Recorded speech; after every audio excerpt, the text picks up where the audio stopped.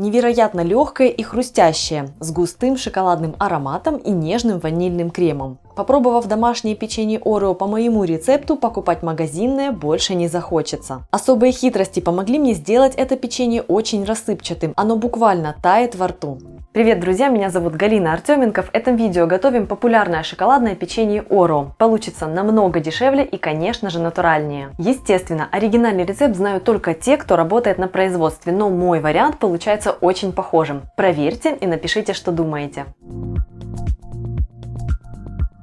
Список ингредиентов сейчас доступен на экране и продублирован под видео. Как вы видите, у меня тут два вида какао, это не обязательно. Можно использовать обычный какао-порошок, просто берите хорошего качества, он максимально ароматный. Я же когда-то давно купила черный какао-порошок в магазине для кондитеров, и как раз он и помогает получить этот характерный для печенья Орео черный цвет.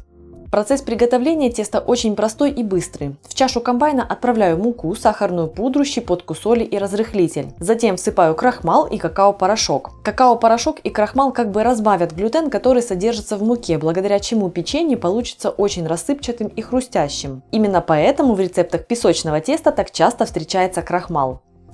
Затем отправляю в чашу блендера сливочное и растительное масло комнатной температуры. Такая комбинация жиров тоже будет работать на создание рассыпчатой и тающей текстуры.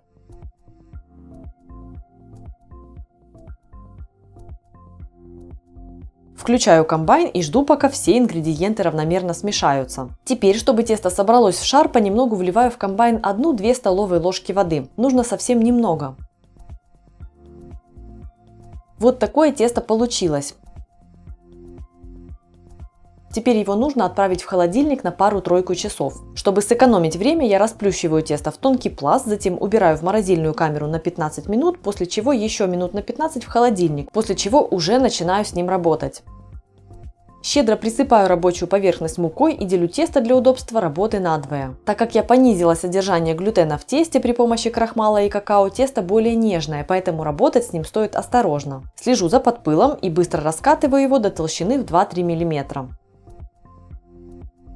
Вырубкой диаметром 5 см вырезаю кружочки из теста. Остатки быстро перемешиваю и раскатываю заново. Если чувствую, что тесто нагрелось, отправляю его ненадолго в морозилку, чтобы оно сохраняло холодную температуру. Вырезанные кружочки выкладываю на противень, застеленный пергаментом. У меня получилось 38 кружочков. Выпекаю при температуре 175 градусов в течение 10-12 минут. После выпечки нужно дать печенью полностью остыть.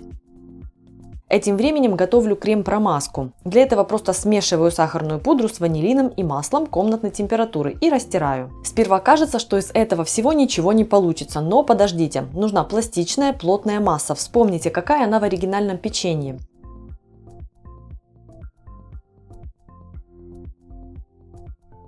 Несколько минут и паста готова, и она очень ароматная. Остывшее печенье склейте попарно получившейся пастой. У меня на одну штучку уходит чуть меньше чайной ложки.